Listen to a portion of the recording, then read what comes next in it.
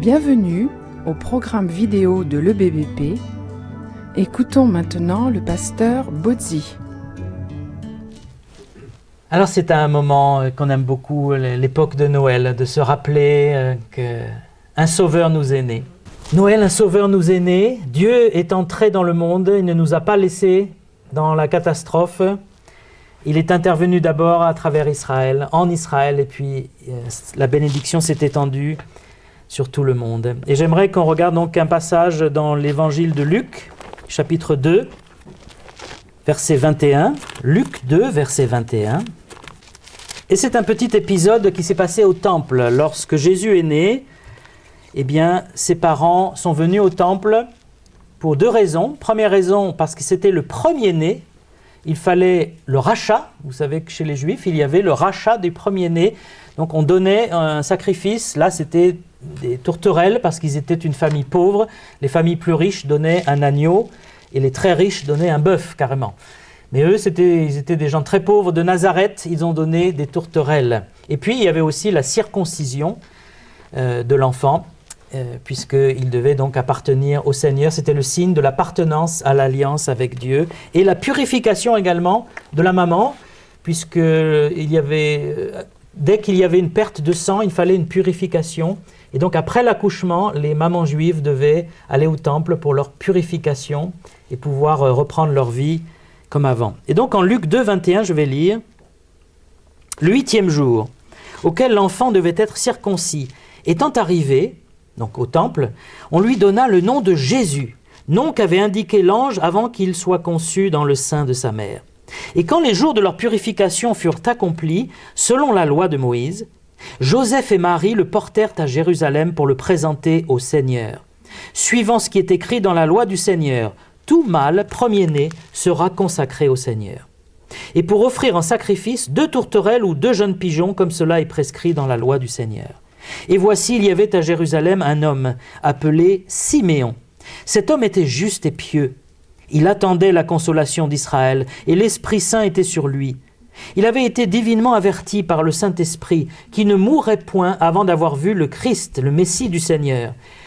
Il vint au temple, poussé par l'Esprit.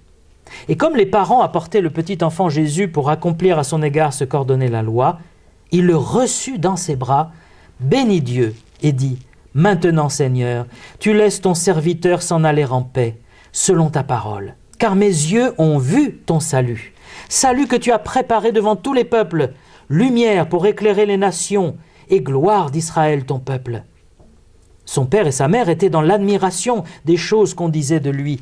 Et Siméon les bénit et dit à Marie, sa mère, « Voici cet enfant est destiné à amener la chute et le relèvement de beaucoup en Israël, et à devenir un signe qui provoquera la contradiction. Et à toi-même une épée te transpercera l'âme, afin que les pensées de beaucoup de cœurs soient dévoilées. » Voilà donc cet épisode avec Siméon. Siméon, c'est certainement un homme âgé, comme l'était celle qui va suivre après Anne, parce qu'il dit « Dieu m'a montré que je ne mourrai pas avant de voir le Messie. » Et dans notre société, en particulier occidentale, les personnes âgées n'ont pas trop d'importance. Dans la société asiatique, il y a vraiment un grand respect pour les personnes âgées, pour les ancêtres. Et il y a même, ils vont plus loin, ils vont dans l'idolâtrie en adorant les ancêtres. Il y a un culte des ancêtres, là ce n'est pas la volonté de Dieu. Mais de respecter les ancêtres, c'est une bonne chose, parce qu'ils ont des choses à nous apprendre. Et on pourrait dire, ce Siméon, c'est un vieillard, peut-être qu'il radote un peu, il a imaginé des choses et voilà. Eh bien, en tout cas, Joseph et Marie ne l'ont pas pris comme ça. Et s'il est dans la Bible, c'est parce qu'il a des choses à nous dire, Siméon. Et il faut l'écouter. Quand on est jeune, c'est dur d'écouter les personnes âgées, parce qu'on dit « Oh là là, ça y est, il rabâche encore. » Quand on est jeune, on a l'avenir devant soi, on dit « Ouais, je vais faire ci, je vais faire ça. » On a plein de projets, plein d'idéalisme. Mais quand on a de l'âge, on a mis de l'eau dans son vin, parce qu'on sait qu'il y a des choses qu'on imagine pouvoir faire, mais qu'on n'arrivera pas à faire. Et surtout, on a vécu des épreuves, on a vécu des luttes, on sait un peu plus ce qu'est l'être humain. Quand on est jeune, on a peut-être une confiance un peu naïve. Mais ça ira, les gens vont accepter tout ça. Et puis plus le temps passe, plus on se rend compte que l'homme est quand même un loup pour l'homme. Que l'homme, on ne peut pas lui faire confiance. Et ça commence par nous-mêmes, hein. On ne peut pas se faire confiance à soi-même et on ne peut pas faire confiance aux autres correctement. On est obligé de se faire confiance. Mais vous avez vu les contrats maintenant, il y a de plus en plus de pages, de plus en plus d'alinéas. Au cas où, il faut un contrat en 53 pages. Parce que, pourquoi ? Mais parce qu'on ne peut pas se faire confiance, on n'a plus de parole. Mais Siméon a des choses à nous dire intéressantes. Et il était très lucide parce qu'il était près de Dieu. Ce qui compte, ce n'est pas tellement d'avoir de l'âge, parce qu'on peut avoir de l'âge et être sans sagesse. Il y a des personnes âgées qui sont aigries, amères, et qui effectivement radotent. Et il y a des jeunes aussi qui sont comme ça. L'âge ne fait pas tout. Siméon, il était près du Seigneur. Il était rempli de l'Esprit. Et c'est ça qui lui donnait sa lucidité sur le monde où il vivait. On voit que, verset 25, il était juste et pieux. Juste, ça veut dire qu'il avait une vie droite. Il obéissait à la loi de Moïse et il ne faisait pas de malhonnêteté, c'était quelqu'un de droit. Et pieux, c'est un mot qu'on n'utilise presque plus ou qui est vraiment dénigré aujourd'hui. Quelqu'un de pieux, c'est ce qu'on imagine être les grenouilles de bénitier. Hein? C'est-à-dire quelqu'un qui va à l'église, qui regarde tout le monde, oh là là, la piété, c'est vraiment méprisé aujourd'hui. Quand j'étais en Corse et qu'on allait à la messe, d'abord la plupart des hommes ne vont pas à la messe en Corse, c'est que des femmes, et ce sont des femmes pieuses, mais c'est-à-dire elles sont habillées tout en noir, et elles chantent les cantiques tant bien que mal, et puis elles font des ragots à n'en plus finir. Dès qu'elles ont fini la messe, et elles refont toute l'histoire du village. La piété, c'est ça qu'on a comme image. C'est quelqu'un d'un peu étroit, un peu borné, un peu toujours dans sa religion. Mais la vraie piété dans la Bible, ce n'est pas du tout ça. Le mot pieux, hein, c'est un mot qui veut dire qu'il y a une bonne attitude envers Dieu, qui veut plaire à Dieu. C'est quelqu'un qui aime Dieu. Et par sa vie, il veut lui plaire. Ce n'est pas quelqu'un qui est dans une relation avec Dieu où, oh là là, si je ne fais pas ça, Dieu va me tomber sur la tête. Non, c'est quelqu'un qui respecte Dieu, qui aime Dieu et qui veut lui plaire. Et donc sa vie est sincère, sa foi est sincère. La piété, c'est quelqu'un qui est vraiment sincère. Des fois, on dit oui, ça c'est quelqu'un de pratiquant. Mais on peut être pratiquant et pas vraiment pieux. Parce que pratiquant, c'est quelqu'un qui pratique sa religion. Il va à l'église ou à la mosquée ou à la synagogue, il va faire ses prières. Ça, c'est être pratiquant. Mais pieux, c'est plus que ça. C'est quelqu'un qui aime Dieu, qui obéit à Dieu, qui cherche Dieu. Et c'était le cas de Siméon. Est-ce que nous sommes des gens pieux ? Alors même si on n'aime pas le nom, l'adjectif, est-ce que nous avons cette piété ? Est-ce que nous sommes dans la religiosité ? Ah, je vais à l'église, tac, tac, tac, je fais mes prières. Ou est-ce que nous sommes dans la foi ? La confiance. La foi, ça veut dire la confiance. Est-ce que je connais Dieu personnellement ? Est-ce que je cherche à lui plaire ? Et, il y a un recueil de pensées journalières, je crois, qui s'appelle « Lui plaire ». Est-ce que je cherche à plaire à Dieu ? Est-ce que ça m'intéresse de savoir ce que Dieu pense de ma vie ? Ou est-ce que je vis ma vie, tant pis si Dieu, ça lui plaît ou pas ? Je suis dans quel camp ? Est-ce que je suis quelqu'un de pieux ? Et puis, il attendait la consolation d'Israël. C'est une expression biblique pour dire qu'il attendait la venue du Sauveur, du Messie. Le Messie, c'est celui qui était oint par Dieu, qui était choisi par Dieu pour apporter la délivrance du péché en particulier. Surtout du péché. C'est ce que Luc rapporte. Luc, c'est intéressant parce qu'il n'a pas connu Jésus comme les 12 apôtres. Il est venu plus tard avec l'apôtre Paul. Mais Luc, il a fait une enquête exhaustive, on peut dire, puisqu'il dit au début de son évangile « J'ai cherché et interrogé les témoins oculaires de la vie de Jésus. » Donc il est allé voir tous ceux qui ont connu Jésus de près. Il a dû commencer certainement avec Marie, la mère de Jésus, mais il a peut-être rencontré Siméon. En tout cas, c'est le seul à parler de Siméon. Et c'est intéressant parce que Siméon n'en aurait jamais entendu parler. Siméon n'était pas quelqu'un qui faisait de l'esbrouf, qui allait dans la rue en disant « Moi je sais quand le Messie va venir, ça y est, il va venir de mon vivant ». Non, il gardait ça pour lui-même. Il avait eu une promesse de Dieu qui ne mourrait pas avant de voir le Messie de ses yeux. Mais il gardait ça pour lui-même. Et il est allé discrètement au temple parce que c'est le Seigneur qui l'a poussé à venir le jour même et l'heure même où Joseph, Marie et Jésus étaient là. C'était bien sûr la providence de Dieu qui l'a conduit. Et puis après, il disparaît. On n'en entend plus parler dans les évangiles. Vous savez, quand on marche près de Dieu, Dieu nous conduit dans des situations extraordinaires. Et extraordinaire, ça ne veut pas dire qu'encore une fois, on va avoir de la gloire, qu'on va avoir du succès. Simeon n'a eu aucun succès particulier auprès des hommes. Mais il a eu la promesse de Dieu qui s'est accomplie dans sa vie. C'est ça qui est plus important. Simeon ne voulait pas changer le monde. Il n'était pas là en train de se dire « Bon, j'espère que maintenant, je vais pouvoir être un instrument pour révolutionner Israël et l'Empire romain tout entier. » Parce que les Juifs étaient sous la coupe des Romains, c'était une souffrance permanente. Non, il attendait la consolation de Dieu. Il comptait sur Dieu. Parfois, on se lance dans la politique, ou on se lance dans des projets, je vais essayer de révolutionner l'écologie, le monde, le ceci, le cela, le rôle de l'homme, de la femme, je ne sais pas quoi. On a plein de projets quand on est jeune, mais un chrétien, il compte sur Dieu. Ça ne veut pas dire qu'il ne fait rien, qu'il reste chez lui dans son canapé en disant « Seigneur, change le monde ». Mais lui, il attendait la consolation d'Israël, il priait, il agissait et il est sorti au moment où il fallait sortir et il a agi au moment où il fallait agir. C'est ça un chrétien qui suit le Seigneur, qui ne fait pas n'importe quoi dans tous les sens, en tapant du poing partout.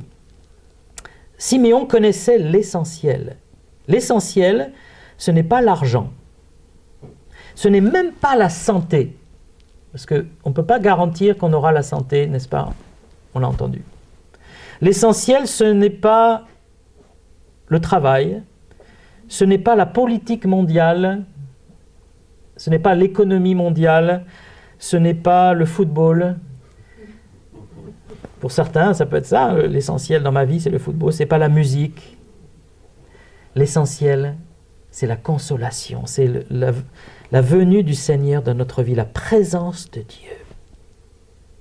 Le consolateur, c'est Yeshua, Jésus de Nazareth. Est-ce que nous attendons le retour du Messie, nous aussi? Parce que lui, il attendait la venue du Messie. Mais nous, on est dans l'époque où on doit attendre le retour du Messie. Parce qu'il a dit « Je reviendrai comme je suis parti ».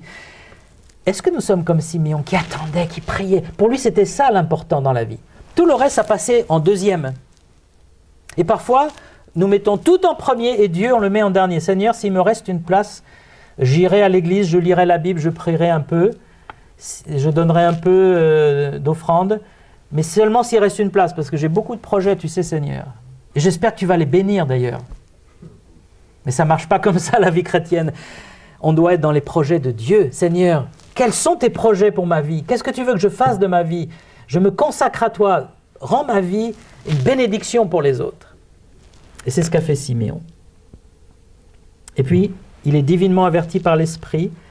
Il est conduit par l'Esprit. Ça, c'est quand même extraordinaire. Quelqu'un, il est chez lui et le Saint-Esprit lui met à cœur, va au temple. Vas-y, maintenant. Pas demain, pas après-demain. Il m'est arrivé quelque chose d'un tout petit peu similaire lorsque Dieu m'a appelé au ministère. Je ne voulais pas être pasteur ou servir Dieu. Je faisais des études de gestion, je voulais travailler dans une entreprise, devenir cadre, avoir un bon salaire, aller en vacances dans les beaux pays, avoir une belle maison, une belle famille, etc. C'était mon projet d'étudiant moyen. Mais le Seigneur s'est révélé à moi, je me suis tourné vers lui, je suis devenu un vrai chrétien, né de nouveau. Et petit à petit, j'ai découvert qui est Dieu, j'ai lu la Bible et j'ai découvert la vie chrétienne. Et puis, il y a une nuit, alors que je dormais, où j'ai été réveillé par le Saint-Esprit. C'est-à-dire, moi qui ai un sommeil profond, j'étais agité dans mes pensées à 4 heures du matin et je me suis dit, qu'est-ce qui se passe? Il y a un accident, il y a un incendie, il y a quelque chose. Et il n'y avait rien dans la maison, il y avait un calme plat, tout le monde dormait. Et moi, je me suis réveillé et j'ai senti que c'est Dieu qui était en moi, qui voulait me dire quelque chose. Et j'étais tellement ému et bouleversé que je me suis mis à genoux au pied de mon lit et j'ai dit, Seigneur, j'étais à moitié réveillé, Seigneur, si c'est toi, montre-moi que c'est toi. Et c'était très clair, hein? Oui, c'est moi, je vais te parler. Et le Seigneur m'a dit, je veux que tu me serves à plein temps, que tu quittes tes études et que tu me serves, c'est maintenant. Alors moi, j'étais en dernière année d'école de commerce. La dernière année, c'est celle où vous avez votre diplôme. Donc c'est beau, hein, un diplôme d'école de commerce, hein, bac plus 3, ça jette. Hein. Puis vous dites, avec un diplôme comme ça, tu trouves toujours du travail quelque part. Hein. Mais le Seigneur a dit, c'est maintenant. J'ai beaucoup débattu parce que moi, je ne voulais pas au départ. J'ai dit, Seigneur, non, mais... Et le Seigneur m'a montré ce que j'allais gagner, ce que j'allais perdre à le servir. J'allais perdre, c'est vrai, peut-être ce confort que j'imaginais en fait, hein. Mais j'allais devoir quitter mes parents soudainement, mais aussi j'allais gagner tellement de choses, de bénédictions avec les frères et sœurs, avec la vie chrétienne, avec Dieu. Et finalement, j'ai dit, Seigneur, c'est toi qui as raison, hein, c'est toi qui sais mieux. Et j'ai cédé. Quand je suis allé au petit déjeuner, ma mère était là. Elle dit, alors, tu as trouvé ton stage de fin d'année? C'est comme si les mamans sentent ce genre de choses. Hein. Pourquoi elle me demande ça au petit déjeuner? Mais bon. Et là, c'était le moment de prendre position. Soit je dis, oui, je vais continuer, soit je dis, non, le Seigneur me demande d'arrêter. Et je n'ai pas tellement réfléchi et je n'ai pas eu peur. J'ai dit, non, le Seigneur m'a appelé, j'ai dit oui. Je vais servir Dieu, je vais me lancer dans le ministère et j'arrête mes études. Ma mère a fondu en larmes parce que mes parents se sont sacrifiés, on peut dire, hein, beaucoup travaillé pour me payer mes études. Je suis fils unique. Et je suis allé voir le directeur de l'école de commerce, j'ai dit, je viens démissionner. Alors ils disent, mais pourquoi vous voulez démissionner? Parce qu'il faut que je serve le Seigneur. Alors ils ont dit, on n'a jamais vu quelque chose. On en a vu des trucs, mais ça on l'a jamais vu. Mais il vous reste 6 mois là. 6 mois, vous avez votre diplôme. Là, vous êtes en dernière année, c'est sûr que vous aurez votre diplôme. Il faudrait vraiment rater tout. Oui, mais moi je suis pas là pour le diplôme. Maintenant, je vais servir le Seigneur. J'ai pas besoin d'un diplôme de commerce. Et le Seigneur avait dit, c'est maintenant. Donc ça, c'est mon cas personnel. Il ne faut pas prendre mon cas pour le cas de tout le monde. Hein. Il y a des personnes, Dieu leur dit, c'est fini tes études. Mais moi, c'était comme ça. Et je me suis dit, ou j'obéis à Dieu, ou j'obéis pas. Mais c'était tellement fort que c'était Dieu, je ne vois pas comment on peut désobéir au Dieu vivant, au Créateur. Enfin, ça me paraît difficile. Et Siméon, Dieu lui a dit, sors, va au temple. Il est allé tout de suite. S'il n'avait pas été tout de suite, il aurait raté Jésus. Et il voit le petit enfant et ses parents, et je ne sais pas il aura pris sans demander ou quoi, mais en tout cas, il a pris l'enfant dans ses bras. Et il a béni Dieu. Et il a béni les parents. Il n'a pas béni l'enfant. Je ne sais pas si vous avez remarqué ça. Il n'est pas venu pour bénir Jésus, c'est Jésus qui va le bénir. Lui, il est venu pour remercier Dieu et bénir les parents et leur annoncer aussi des choses peut-être un peu tristes.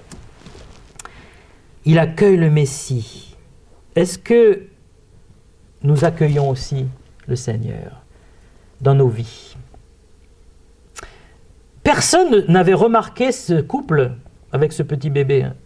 Il n'avait rien de remarquable. C'était des gens de Nazareth, pauvres, un petit bébé comme un autre. Il n'avait rien, il ne brillait pas, il n'avait pas une auréole au-dessus de la tête. Mais Siméon, lui, il a remarqué que c'était le Messie parce que Dieu lui a montré, c'est le Messie. Et il n'y avait pas de foule ce jour-là. Comme il n'y avait pas de foule, lorsque Jésus est né, il y avait juste les bergers. Ensuite, il y a eu les mages. Les bergers, c'était des pauvres gars qui passaient leur nuit dehors à garder les troupeaux. Ce n'était pas le gratin de la société. Et les mages, ce n'étaient même pas des juifs. C'était des étrangers qui sont venus. Voilà l'accueil pour le Messie. Et là, c'est pareil. Il y a Siméon, un vieillard, et Anne, une vieille dame qui prophétise. Voilà l'accueil. Personne n'a remarqué l'arrivée dans le monde du Messie. Et aujourd'hui, il n'y a pas beaucoup de gens qui s'intéressent vraiment à Jésus-Christ. Il passe un peu inaperçu, mais nous qui sommes au Seigneur, nous l'aimons. Nous voulons parler de lui, montrer qu'il est le Sauveur. Il n'y en a pas deux. Il n'y a pas deux médiateurs dans le monde. Il n'y en a qu'un, c'est Jésus-Christ, parce qu'il est venu de Dieu, selon les Écritures.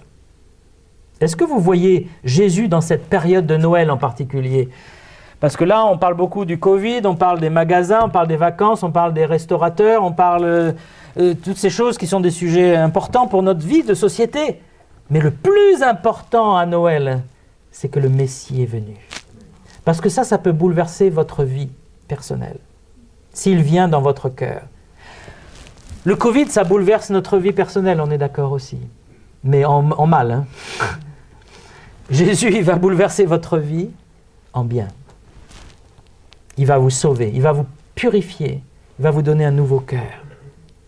Et puis, il dit maintenant, je peux mourir.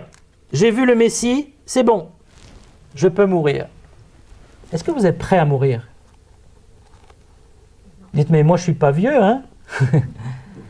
Lui, il était vieux, c'est normal. Bah non, d'abord on peut être d'un certain âge et ne pas être prêt à mourir, et puis on peut mourir jeune. C'est pour ça qu'il faut être prêt. Il faut se préparer. La mort, c'est une étape éternelle. Il n'y a pas de retour en arrière. Il n'y a pas de réincarnation. Hein. La Bible dit qu'après la mort, il y a le jugement et ensuite, c'est la résurrection, soit pour le ciel, soit pour l'enfer. C'est avant de mourir qu'il faut se réconcilier avec Dieu, qu'il faut se préparer. Et comment on le fait? C'est assez simple. Hein. Il faut regarder à Jésus-Christ, qui est mort pour nos péchés, qui est le Sauveur, et dire « Seigneur, sauve-moi, donne-moi la vie éternelle ». Parce que Jésus est la source de la vie éternelle. Et en lui, on a le pardon de nos péchés, la vie éternelle. Et si on met sa confiance en Jésus-Christ, on est sauvé pour toujours. Et la mort n'est plus cette fin tragique. La mort est un passage vers la vie éternelle, vers la présence de Dieu. Simeon, il était prêt. Et puis, il termine avec une prophétie. Il loue le Seigneur, il bénit Dieu, et puis il annonce des choses. Verset 34, il dit « Cet enfant est destiné à amener la chute et le relèvement de beaucoup en Israël, à devenir un signe qui provoquera la contradiction. » Et puis, verset 32, « Il sera la lumière pour éclairer les nations et gloire d'Israël, ton peuple. » Il annonce que ce petit enfant est le Messie et qu'il va devenir la gloire d'Israël et la lumière pour les nations. Le mot nation dans les Bibles françaises, ça veut dire les non-juifs. Les goïms, comme disent les juifs. Ceux qui ne sont pas d'Israël. Et Simeon voyait déjà que Jésus allait être le sauveur de tous les hommes. À cette époque-là, ce n'était pas évident. Si Simeon était juif, il était à Jérusalem au temple juif, il aurait pu dire « Tu es la gloire d'Israël !» Alléluia. Et que les nations, si elles veulent bien venir peut-être, mais lui, il voit déjà que ce sera une lumière pour tous les peuples. Comment l'a-t-il vu? C'est parce qu'il avait le Saint-Esprit. Parce que c'était invisible autrement. Faire une prophétie comme ça, c'était absolument invisible. Et il avait l'Esprit de Dieu, parce que Dieu veut que tous les hommes soient sauvés. Pas seulement les Juifs, pas seulement les Français ou je ne sais pas qui. Il veut que tous les hommes, toutes les femmes, les enfants, les méchants et les bons ont besoin d'être sauvés, d'être réconciliés avec Dieu. Et puis, il dit, il sera une pierre qui va amener la chute et le relèvement. Et ça fait allusion à une prophétie. La pierre qu'avaient rejetée les constructeurs du temple et qui est devenue une occasion de chute. Et l'apôtre Pierre, d'ailleurs, c'est pas tout se tient, n'est-ce pas? Parce que le nom de Pierre, ça veut dire vraiment rocher, en araméen et en grec. Pierre, dans son épître, 1 Pierre 2, 6 et 7, dit ceci, je vous le lis.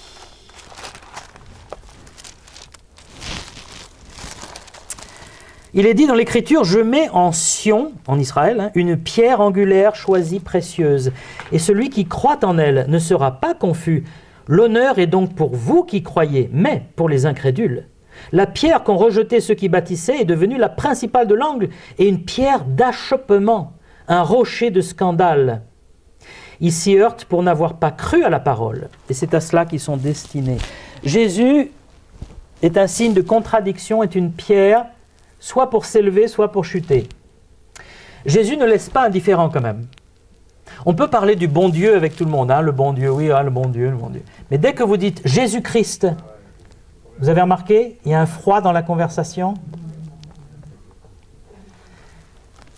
Parce que Jésus est celui qui amène la contradiction. Celui qui met sa foi en Jésus, il est sauvé, il est content, il est heureux, il a le pardon. Mais celui qui renie Jésus, eh bien, il renie le salut, le cadeau de Dieu. Et c'est pour ça qu'on est mal à l'aise. Moi, j'étais mal à l'aise avec le nom de Jésus-Christ quand j'étais athée. Et où je me moquais de son nom d'ailleurs. J'étais un moqueur des chrétiens. Dieu, on pouvait en parler, mais Jésus. Et pourquoi il amène la contradiction ? Bien parce qu'il y a ceux qui reconnaissent qu'ils sont pécheurs. Parce que Jésus, ça nous parle de quoi ? C'est la croix, c'est le sacrifice pour les péchés. Et ça nous remet en question. Ah oui, ça veut dire que j'ai besoin d'un sauveur, je suis pécheur. Et tout le monde n'est pas prêt à accepter ce message. Beaucoup de gens disent, mais je ne suis pas si mal que ça au fond. Pourquoi vous voulez à tout prix dire que je suis pécheur ? Mais je suis très bien. Regardez la société, n'est-ce pas que la société est merveilleuse ? Elle est remplie de gens très bien. Pourquoi tout le monde critique la société ? Oui, regarde les gens, ils font ci, ils font ça. Et après, si vous leur demandez, et vous, comment vous êtes pécheur ? Ah non, moi je suis très bien. Et je pense que si on interrogeait tout le monde est très bien. Mais alors comment ça se fait que la société, tout le monde est horrible ? Ben, c'est qu'on n'est pas prêt à faire face à soi-même en fait. À reconnaître que devant le Dieu saint, on est mauvais, on est coupable. Alors on se justifie, on dit oui mais il y a pire que moi. Oui mais je fais des bonnes actions, je donne au resto du cœur. Est-ce que c'est ça être bon, être juste ? Non. Siméon était juste. Être juste, c'est être absolument honnête, absolument droit, être un homme, une femme de parole. Être juste, c'est s'éloigner du mal, du péché. Être juste, c'est avoir une vie morale, c'est être fidèle, etc., etc. Nous ne sommes pas justes. Personne n'est juste. D'ailleurs, la Bible dit, il n'y a pas de juste, pas même un seul. Aucun. Aucun homme ne peut relever l'autre. C'est pour ça qu'on a besoin d'un sauveur. Et ce n'est pas pour nous humilier, c'est pas oh là là, moi j'ai pas besoin d'être sauvé, moi je vais m'en sortir tout seul. Non, on ne s'en sort pas tout seul. On a besoin d'un sauveur pour notre âme, pour nos péchés. Il n'y a que Dieu qui peut nous pardonner, nous purifier. Et c'est pour ça que Jésus-Christ est venu pour nous sauver. Et puis il dit, Jésus sera un signe de contradiction et une épée. Dans le signe de contradiction, il y a le côté qu'on n'aime pas. On n'aime pas Jésus parce qu'il nous remet en question. Mais Jésus est aussi un signe de l'amour de Dieu. Beaucoup de gens disent, mais Dieu ne nous aime pas. Regardez le monde dans quel état il est. Si Dieu existait, il aurait tout serait mieux. Il n'y aurait pas toutes ces horreurs, ces injustices. Qui commet les injustices ? Est-ce que c'est Dieu ? Non, c'est les hommes. Souvent poussés par le diable, parce qu'ils suivent le diable au lieu de Dieu. Mais Dieu a prouvé son amour, en particulier à Noël, en venant lui-même en la personne de Jésus. Jésus est Dieu fait homme, Dieu incarné. Et Dieu s'est manifesté. Jésus est le signe que Dieu nous aime. C'est pour ça qu'à Noël, même si on n'est pas croyant, il y a une douceur particulière. Je ne sais pas si vous ressentez cette douceur. Que ce soit dans la musique de Noël, mais aussi dans l'ambiance, le côté familial. Pourquoi cette douceur ? Cette douceur, c'est la douceur de Jésus qui vient révéler l'amour, la grâce. Jésus n'est pas venu nous juger, nous détruire tous en disant « Vous êtes tous pécheurs, je vais vous exterminer ». Il est venu humblement, dans cette famille humble, dans ce corps humble, et dans son attitude humble, il est venu nous parler de la grâce, de l'amour de Dieu. Dieu veut nous sauver, nous pardonner. Voilà en quoi il est un signe. Et puis pour Marie, il est devenu une épée qui transperce son âme. À plusieurs reprises, Marie a particulièrement souffert de voir son fils Jésus être maltraité, mais c'est surtout quand il était crucifié. Elle a assisté à la crucifixion. Même, je ne sais pas comment elle a pu assister, de voir votre enfant, même qu'il était adulte, il avait la trentaine, être cloué sur une croix. C'est insupportable. Et Siméon voyait déjà la croix de Christ. Les Juifs attendaient un Messie glorieux qui allait bouter les Romains dehors. Ils attendaient quelqu'un qui allait chasser les Romains et délivrer et faire d'Israël la grande nation qu'ils attendaient. Mais Siméon, il voyait déjà par le Saint-Esprit la vérité des choses. C'est que le Messie allait souffrir, le Messie allait mourir, et ça allait transpercer le cœur de Marie, de voir son fils crucifié. C'est quelque chose d'étonnant. Pourquoi Jésus a-t-il été crucifié comme ça ? Pourquoi est-il mort Pourquoi est-ce que justement il n'a pas établi son règne? C'est parce que Jésus est venu nous sauver du mal, du péché. Pour sauver du péché, il fallait qu'il meure à notre place. C'était l'agneau. Vous savez, les Juifs sacrifiaient des agneaux dans le temple. Pourquoi ils sacrifiaient les agneaux? Il fallait qu'une vie soit prise à la place de ma vie. Et Dieu a donné sa propre vie, la vie de Jésus, sur la croix, à la place de ma vie. C'est tout ce que Siméon a vu. Pourquoi? Parce qu'il était près du Seigneur. Et j'aimerais nous encourager tous à être près du Seigneur tout le temps, à être poussés par l'Esprit, guidés par le Saint-Esprit, à être un ami de Dieu. Dieu révèle les choses à ses amis. Mais si on n'est pas ami avec Dieu, on ne va rien voir. On n'aura pas la lucidité, le discernement de Siméon. Qu'on soit des chrétiens qui soient des témoins, qu'on parle de ce signe. Oui, Jésus est un signe de contradiction, une pierre d'achoppement parfois, mais il peut être aussi le sauveur, le signe de l'amour de Dieu. Et que Dieu nous bénisse. Je voudrais spécialement accueillir et bénir les visiteurs ce matin parmi nous, parce que c'est une joie d'avoir toujours de nouvelles personnes avec qui on peut partager notre foi. Ceux qui peuvent nous entendre sur Webex aussi, on pense à eux. Et en tout cas, nous prions que beaucoup de gens viennent au Sauveur et que cette époque de Noël soit l'occasion de témoigner à nos familles.